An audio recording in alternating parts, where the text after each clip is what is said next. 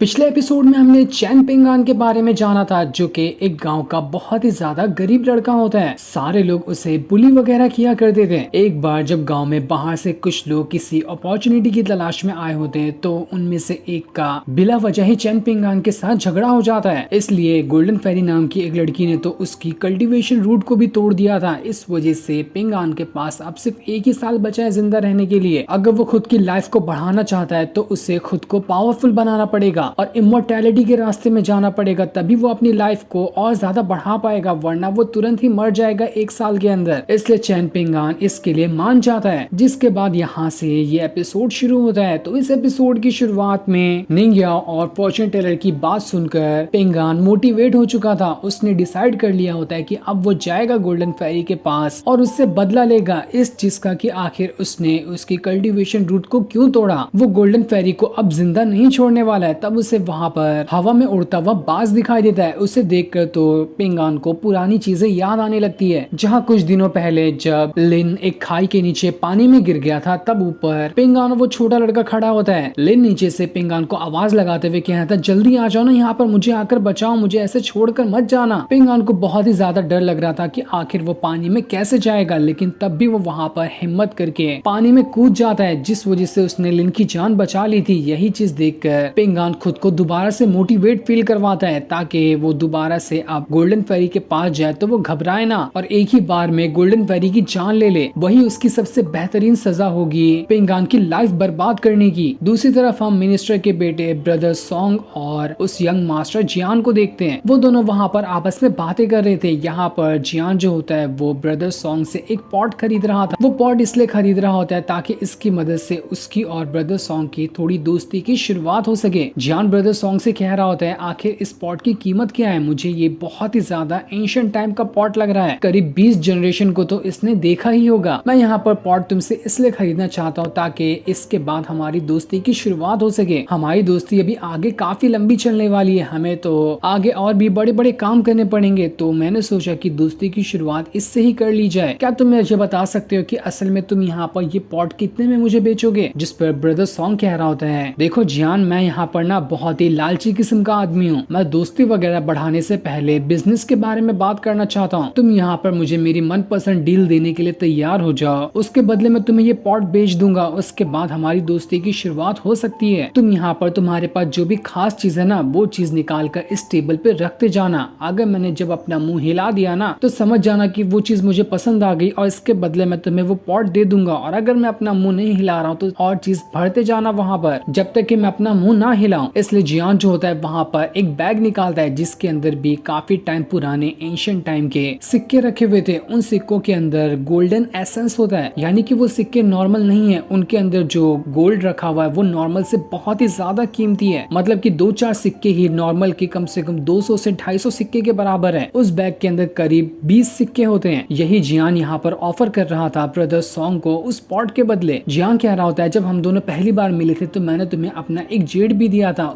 वो जेड और ये सोने के सिक्कों से भरा हुआ बैग, ये दोनों मैं तुम्हें ऑफर करता हूँ इस पॉट के बदले। तो क्या तुम अब यहाँ पर मेरी डील मानने के लिए तैयार हो? ये सुनकर तो ब्रदर सॉन्ग को बहुत ज्यादा गुस्सा आ जाता है। वो उससे कहता है, क्या तुझे मैं भिखारी लगता हूँ? तू जितने सोने के सिक्के यहाँ पर रख रहा है उससे ज्यादा तो मैं लेके घूमता हूँ। तू इतने से सोने के सिक्के के बदले मुझसे दोस्ती करवाना चाहता है ताकि मैं तुझे अपॉर्चुनिटी दिलवा सकूं। मैं पागल नहीं हूँ। जो सुनकर तो जियान को बहुत ज्यादा गुस्सा आ रहा था कि आखिर इस ब्रदर सॉन्ग की हिम्मत कैसे हुई मेरे से इस तरह से बात करने की। वो वहाँ पर अपनी उंगली को टेबल पे रखते जा रहा होता है। जैसे जैसे वो अपनी उंगली टेबल पे रख रहा था, उसकी उंगली के अंदर से ही बहुत ज्यादा स्ट्रॉन्ग ऑरा का प्रेशर बाहर निकल रहा होता है। वो हर प्रेशर जैसे ही ब्रदर सॉन्ग से टकराता, ब्रदर सॉन्ग की वहाँ पर हालत खराब हो रही थी। ब्रदर सॉन्ग की अभी जो कल्टीवेशन रूट है वो प्रॉपर है, लेकिन जियान यहाँ पर जमीन पे उंगली दबाते हुए बस ब्रदर सॉन्ग को ये बताने की कोशिश कर रहा था कि अगर तुम यहाँ पर कुछ और ज्यादा बोलोगे तो मैं यही उंगली दबाते हुए तुम्हारी कल्टीवेशन रूट तोड़ दूंगा। जिसके बाद जियान ब्रदर सॉन्ग से कह रहा था, क्या हुआ, अभी मेरी डील पसंद आई या फिर कुछ और भी बाकी है? जो सुनकर तो ब्रदर सॉन्ग की हालत वहाँ पर खराब हो चुकी थी। वो कह रहा होता है, तुम्हारे पास जो ये उंगली को टैप करने की वजह से जो इतना ज्यादा ऑरा निकलता है ना, ये वाली टेक्निक कमाल की है। काश मेरे पास भी इस तरह की टेक्निक होती तो मैं भी लोगों को बस उंगलियों से ही मारते जाता। क्या तुम मुझे ये टेक्निक सिखाओगे? मैं तुम्हारे साथ डील करने के लिए तैयार हूँ। मैं तुमसे दोस्ती भी करूंगा, ये पॉट भी तुम्हें बेच दूंगा, वो भी तुम्हारी दी हुई कीमत में। जो तुमने अभी ये बैग मुझे दिया, लेकिन लेकिन इसके लिए तुम्हें मेरा एक और छोटा सा काम करना पड़ेगा। अगर तुम मेरा वो काम कर देते हो तो उसके बदले मैं तुमसे डील कर लूंगा और तुम्हें अपॉर्चुनिटी भी दिलवा दूंगा। वो छोटा सा काम कुछ ज्यादा बड़ा नहीं है, बस तुम्हें अपनी पावर का इस्तेमाल करते हुए एक बंदे की जान लेनी है। बताओ क्या तुम मेरे लिए किसी की जान लोगे? लेकिन इस पे जियान उसे क्या जवाब देता है इसके बारे में अभी हमें नहीं बताया जाता। दूसरी तरफ हम ब्रदर सॉन्ग की जो नौकरानी यीजुई होती है उसको देखते हैं। वो पेंगान के कमरे में आ चुकी थी। वहां आने के बाद जैसे वो देखती है कि निंगिया उसके कमरे में बैठी हुई है तो वो हैरान रह जाती है कि क्या सच में पेंगान के कमरे में कोई लड़की बैठी है। कमाल है, उस भिखारी के पास तो खाने पीने के पैसे नहीं थे, ये लड़की कहाँ से लेकर आ गया। निंगिया यीजुई से कह रही होती है देखो अभी पेंगान ना कमरे में नहीं है तो इसलिए तुम जा सकती हो, जब वो आ जाए ना तो उससे बात करने के लिए आ जाना, लेकिन तुम मुझे यहाँ पर डिस्टर्ब मत करो। यीजुई कहती है अरे अरे तुम तो बुरा मान गई, मैं तो डेली यहाँ पर आते रहे। कभी पेंगान को किसी चीज में जरूरत पड़ जाए जैसे खाना वाना बनाना या किसी और चीज में तो उस चीज में मदद करने के लिए मैं आती जाती हूँ यहाँ पर। मुझे पता है कि पेंगान अभी कहाँ पर गया है, वो उसी गोल्डन फेरी को मारने के लिए गया है ना, तो मुझे पेंगान के लिए बड़ा ही अफसोस महसूस हो रहा है क्योंकि कोई चांस ही नहीं है उसका वहाँ से जिंदा वापस आने का। तुम्हें उसके लिए डर नहीं लगता कि वो क्या पता जिंदा वापस आएगा भी या फिर नहीं आएगा, क्योंकि वो बहुत ही खतरनाक काम करने गया है। वो गोल्डन फेरी को जानता नहीं है कि वो कितनी ज्यादा पावरफुल है। निंगिया कह रही होती है वो यहाँ से गया है, वो उसका मामला है, चाहे वो जिंदा वापस आ जाए या मर के आए मुझे उससे कोई मतलब नहीं है। अब मेहरबानी करके तुम यहाँ से जाती हो या फिर मुझे खुद ही तुम्हें यहाँ से बाहर छोड़ना पड़ेगा। जिसपे यीजुई कह रही होती है अरे अरे यार तुम तो बुरा मानते जा रही हो, ठीक है मेरा नाम यीजुई है, अगर मेरी जरूरत पड़ी ना तो मैं बाजू वाले घर में ही रहती हूँ, यहाँ से आवाज लगा देना मैं आ जाऊंगी। इतना कहने के बाद यीजुई वहाँ से चली जाती है। उसके जाने के बाद निंगिया सोच रही थी यीजुई बड़ा ही अजीब नाम है, जैसा इसका नाम है वैसे इसकी हरकत भी है, न जाने पेंगान कैसे इसके साथ रहता होगा। दूसरी तरफ हम जियान को देखते हैं जिसने वो पॉट खरीद लिया था, यानी कि उसकी अब ब्रदर सॉन्ग के साथ दोस्ती की शुरुआत हो चुकी है, जहाँ ब्रदर सॉन्ग अब उसे अपॉर्चुनिटी दिलवा देगा। जियांग जैसे ही देखता है कि उसके सामने गोल्डन फेरी है तो वो चुपके से जल्दी जल्दी उस पॉट को छुपा लेता है ताकि गोल्डन फेरी को ना पता चल जाए कि उसने ब्रदर सॉन्ग के साथ दोस्ती कर ली है। इसके बाद जैसे ही वो गोल्डन फेरी के पास आता है गोल्डन फेरी उसे सब कुछ बताने लगती है कि मैं उस स्टोरी टेलर से मिली थी जिसका नाम ज़ूमाओ है, उसके पास ना बहुत ज्यादा पावर है, जैसे मैं उसके पास गई उसने न जाने अपनी पावर का इस्तेमाल करते हुए मुझे किसी अलग ही वर्ल्ड के अंदर भेज दिया था जहाँ पर कई सारे डीमन वगैरह मुझ पे हमला कर रहे थे। मैंने ना ज़ीमाओ को देखा, वो कोई नॉर्मल बंदा तो बिल्कुल भी नहीं है, वो किसी तरह की ईवल टेक्निक को कल्टीवेट करता है। बड़ी मुश्किल से मैं उसके चंगुल से बाहर निकल कर आई थी। जिस पर जियांग कह रहा था ओह अच्छा ऐसी बात है, लेकिन खैर कोई बात नहीं, वो ज़ीमाओ कितना भी पावरफुल क्यों ना हो हमें उससे क्या ही लेना देना है, हम यहाँ पर अपॉर्चुनिटी की तलाश में है ना कि किसी से दोस्ती या दुश्मनी करने के लिए। हमें यहाँ पर अपने काम से मतलब रखना चाहिए। तभी उन दोनों को पता चलता है कि पूरे टाउन के अंदर उस ज़ीमाओ ने किसी तरह का स्पेल लगा दिया है। ऐसा लग रहा है कि ज़ीमाओ किसी को मारना चाहता है, जिसकी वजह से उसने पूरे टाउन के अंदर किसी तरह का डार्क स्पेल लगा दिया है। ये देखकर तो वो दोनों हैरान रह जाते हैं कि असल में इस ज़ीमाओ का यहाँ पर आने का मकसद क्या है। जिसके बाद जियान जो होता है वो वहाँ पर गोल्डन फेरी से कह रहा था तुम्हें पता है मुझे ना एक बात थोड़ी सी खटक रही है, तुम्हें वो बंदा याद है जिसको तुमने बस हंसने की वजह से उसकी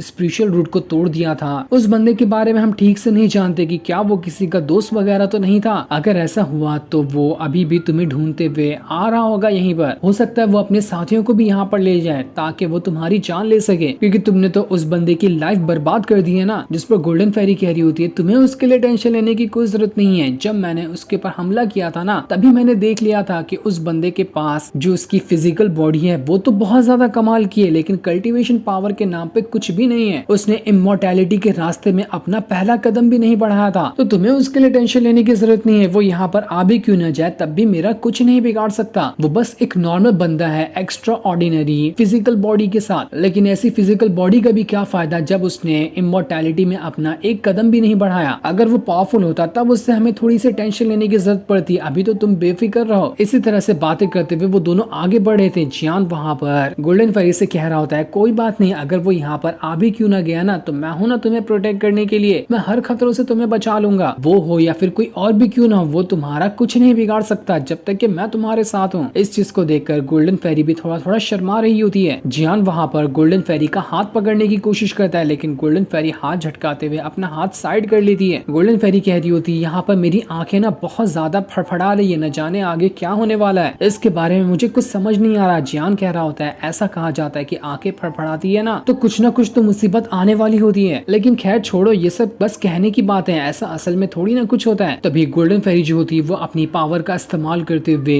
जियान के स्पिरिचुअल रूट के ऊपर अटैक करने की कोशिश कर रही थी, क्योंकि गोल्डन फेरी को बिल्कुल भी पसंद नहीं है कि जियान उसके साथ रहे। वो उसे जरा सा भी नहीं पसंद करती। ये देखकर तो जियान को अंदर ही अंदर बहुत ज्यादा गुस्सा आता है। वो कह रहा होता है जो भी लड़की या कोई भी इंसान क्यों ना हो वो मेरी बात से इनकार करता है तो मैं उसे जिंदा नहीं छोड़ता। गोल्डन फेरी बड़े अफसोस के साथ कहना पड़ रहा है कि तुमने यहाँ पर मेरा मूड खराब कर दिया, इसलिए अब मैं तुम्हें नहीं छोड़ूंगा। तुमने बहुत बड़ी गलती कर दी मुझसे पंगा लेकर। तुम कह रही थी ना कि तुम्हारी आंखें फड़फड़ा रही है, मुझे तो नहीं पता कि वो बात सच होती कि नहीं, लेकिन मैं अभी यहाँ पर जरूर तुम्हारी जान लेने वाला हूँ। वहीं पर हम पिंगान को भी देखते हैं जो छुप छुपाते हुए यहाँ पर आ चुका था। वो यहाँ पर आने के बाद गोल्डन फेरी के ऊपर ही नजर रखे होता है ताकि जैसे ही उसे मौका मिले वो यहाँ पर गोल्डन फेरी की जान ले सके। उसके पास अभी कल्टीवेशन पावर तो नहीं कि वो सीधा सीधा जाकर उस पर हमला कर देगा, इसलिए वो मौके की तलाश में होता है। जिस तरह से कोई नॉर्मल बंदा किसी की जान ले सकता है उसी तरह से वो उसकी जान लेने की कोशिश करेगा। उधर जियान जो था वो भी अपनी पावर को एक्टिवेट कर रहा होता है ताकि वो यहाँ पर गोल्डन फेरी की जान ले सके। वो कह रहा होता है गोल्डन फेरी तुम कहती थी ना कि अगर मूड खराब हो जाए तो जिसने मूड खराब किया है उसे जिंदा नहीं छोड़ना चाहिए, तो वही चीज आज मैं तुम्हारे ऊपर अपनाने जा रहा हूँ। जिसके बाद वो जैसे ही गोल्डन फेरी के ऊपर हमला करने वाला होता है उससे पहले ही वहाँ पर पिंगान आ चुका था जिसने अपने हाथ में एक कांच का टुकड़ा लिया होता है। वो इतनी स्पीड के साथ सामने से होकर गुजर जाता है कि उसने अपना कांच का टुकड़ा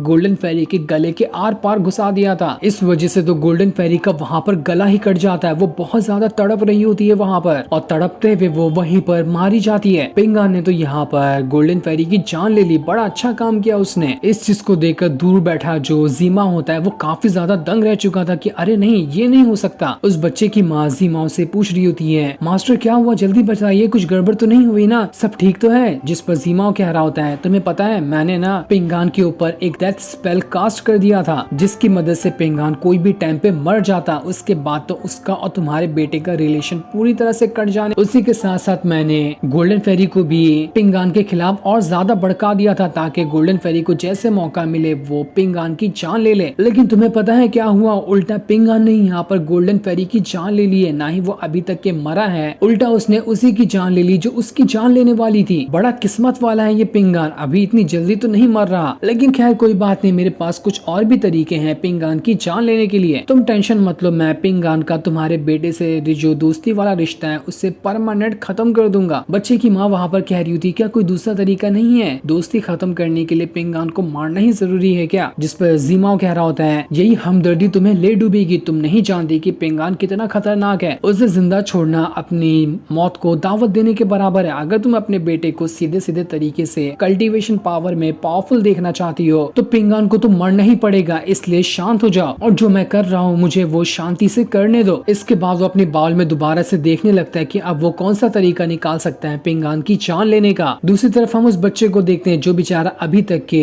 उस जीमाओ के कल्टीवेशन वर्ल्ड में घुसा हुआ था। जीमाओ कल्टीवेशन के नाम पे बेचारे बच्चे को टॉर्चर कर रहा होता है। उसे इतने अजीब गरीब वहाँ पर मॉन्स्टर वगैरह दिखाई दे रहे थे जिससे तो बच्चा बहुत ज्यादा डर गया था। वो पिंगान से क्या होता, पिंगान यार तू कहाँ चला गया, प्लीज मुझे आकर बचा ले, ये जीमाओ तो मेरी जान ले लेगा। जीमाओ वहाँ पर बच्चे से कह रहा होता है तुमने अभी तक के इस मॉन्स्टर वाले लेवल को पार नहीं किया, क्या कर रहे हो तुम? अगर तुम कल्टीवेशन पावर में आगे जाना चाहते हो तो तुम्हें अपने लेवल की शुरुआत करनी होगी। इन मॉन्स्टर से फाइट करना तुम्हारा पहला लेवल है, अपने पहले लेवल को जल्द से जल्द पूरा करो, उसके बाद ही तुम कल्टीवेशन की दुनिया में कदम रख सकते हो। तभी वो बच्चा जो होता है उसे अपने स्पिरिचुअल वर्ल्ड के अंदर ही उसका गांव दिखाई देने लगता है जहाँ पर कई सारे लोग बच्चे की जो माँ होती है उसे परेशान कर रहे थे, उसे मार पीट रहे होते हैं। वो बच्चा उन लोगों को रोकने की कोशिश करता है लेकिन वो सारे लोग रियल नहीं थे, बस उसकी इमेजिनेशन थी, इसलिए वो वहाँ पर कुछ नहीं कर पाता। वो बस चिल्लाते और रोते हुए वहाँ पर कह रहा होता है मेरी माँ को छोड़ दो, कुछ मत करो उन्हें। ये सारी चीजें दिखाकर जीमाओ जो था वो उस बच्चे को स्ट्रॉन्ग बनाना चाहता है ताकि वो कल्टीवेशन की दुनिया में ठीक तरह से कदम रख सके। तब वहाँ पर पिंगान आता है जो उस बच्चे की माँ को बचाने की कोशिश करता है लेकिन वो भी बेचारा वहाँ पर कुछ नहीं कर पाता और सारे गांव वाले मिलकर उन दोनों को मारने लगते हैं। वो बच्चा वहाँ पर कह रहा था मेरी माँ और पिंगान को छोड़ दो, उसे कुछ मत करो, उन लोगों ने आखिर तुम लोगों का क्या बिगाड़ा है। अपनी माँ और पिंगान को मार खाता हुआ देखकर उस बच्चे को बहुत ज्यादा गुस्सा आ चुका था और इस बार जब उसके पास मॉन्स्टर आता है ना तो उसी गुस्से के साथ वो बच्चा इतना घसीट के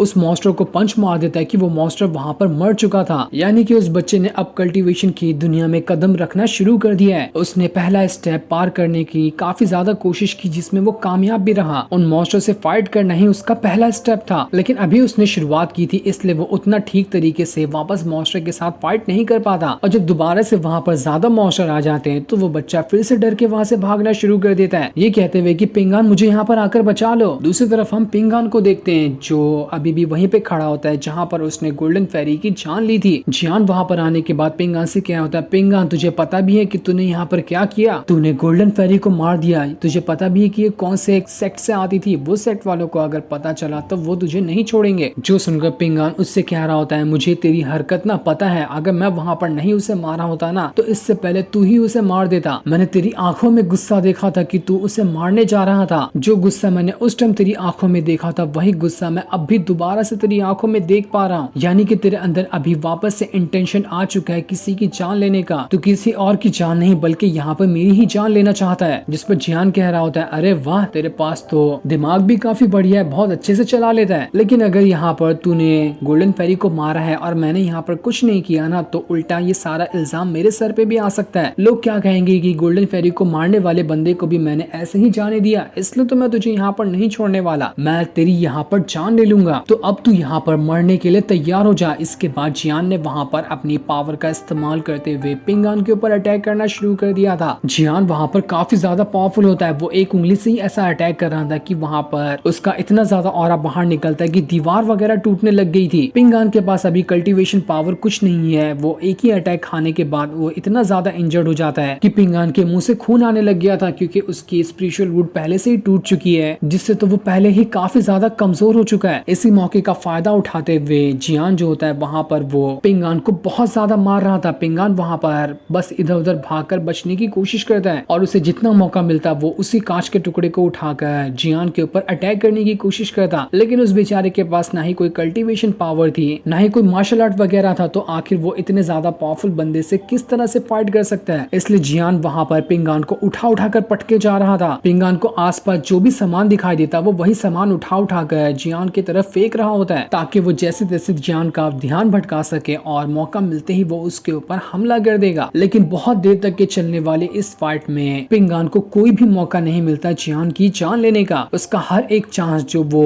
जियान के ऊपर हमला करने वाला था जियान उसे रोक रहा होता है क्योंकि वो उससे बहुत ही ज्यादा फास्ट है। वो पिंगान के एक भी अटैक को खुद पर नहीं लगा सकता था। पिंगान बहुत ज्यादा छुप कर अब जियान के ऊपर अटैक करना शुरू कर देता है, इसलिए जियान को भी नहीं समझ आ रहा था कि कब कौन सा अटैक पिंगान आकर उसके ऊपर कर देगा। इसलिए वो और ज्यादा चौकन्ने हो गया होता है वहाँ पर। और अब तो जियान वहाँ पर सीधा सीधा पिंगान के बॉडी के उसी हिस्से में मारने लग गया था जहाँ पर उसकी कल्टीवेशन रूट टूटी थी ताकि इससे पिंगान और ज्यादा घायल होकर वहाँ पर मारा ही जाए। इससे पिंगान को बहुत ज्यादा तकलीफ हो रही थी, उसे तो चक्कर आने लग गए थे। जियान कह रहा था क्या हुआ, बस इतने में हवा निकल गई, मुझे लगा था तुम इतने जोश में आए हो कुछ ना कुछ तो यहाँ पर करते, लेकिन तुम तो यहाँ पर कुछ भी नहीं कर पाए। जिसके बाद जियान पिंगान को उठाकर वहाँ से बहुत दूर फेंक देता है, जिस वजह से तो पिंगान की हालत अब पूरी तरह से खराब हो चुकी थी। वो बहुत ज्यादा इंजर्ड हो गया होता है, ऐसा लग रहा था कि अगर यहाँ पर कुछ नहीं किया गया तो पिंगान मारा जाएगा। जियान उससे कह रहा होता है मैंने तो अभी तक तुझे अपनी पावर दिखाई ही नहीं, अगर दिखा दी होती तब तो तू वैसे ही मर गया होता। देखेगा मेरी पावर का नमूना कि आखिर मैं क्या कर सकता हूँ। तूने ना बहुत गलत इंसान के साथ पंगा ले लिया, तुझे मेरे साथ तो पंगा बिल्कुल भी नहीं लेना चाहिए था। मैं यहाँ पर तेरी जान लिए बगैर ठीक से चैन से नहीं बैठ पाऊंगा। इसके बाद तो वहाँ पर जियान ने अपने स्पिरिचुअल ड्रैगन को बाहर निकाल लिया था। वो ड्रैगन बहुत ही ज्यादा पावरफुल लग रहा होता है, जिसके बाद जियान उस स्पिरिचुअल ड्रैगन को कंट्रोल करते हुए उसे पिंगान को पकड़वा देता है। ड्रैगन ने पिंगान को पूरी तरह से पकड़कर अपने लपेटे में ले लिया था। पिंगान कितनी भी कोशिश क्यों ना कर ले, वो यहाँ पर उस ड्रैगन के चुंगल से बाहर निकल ही नहीं पा रहा होता है। ड्रैगन उसे और ज्यादा जोर से दबाया जा रहा था। अगर यहाँ पर कुछ देर के लिए पिंगान ऐसे ही हालत में रहा तो पक्का उसकी सांस बंद हो जाने वाली है, जिस वजह से वो मर जाएगा। पिंगान बड़ी कोशिश करता है वहाँ पर, लेकिन फिर भी वो खुद को नहीं छुड़ा पा रहा था, क्योंकि जितना वो खुद को छुड़ाने की कोशिश करता उतना ही जियान जो होता है अपनी पावर को बढ़ाया जा रहा था। जैसे उसकी पावर बढ़ती वो ड्रैगन अपनी पकड़ और ज्यादा मजबूत करते जा रहा होता है। तो अब देखना ये इंटरेस्टिंग होगा कि कौन यहाँ पर आकर पिंगान को बचाता है या फिर पिंगान खुद को आजाद करवाता है। ये तो हमें अगले एपिसोड में पता चलेगा, जो कि नेक्स्ट थर्सडे को रिलीज होगा। तब तक के लिए थैंक्स फॉर वॉचिंग।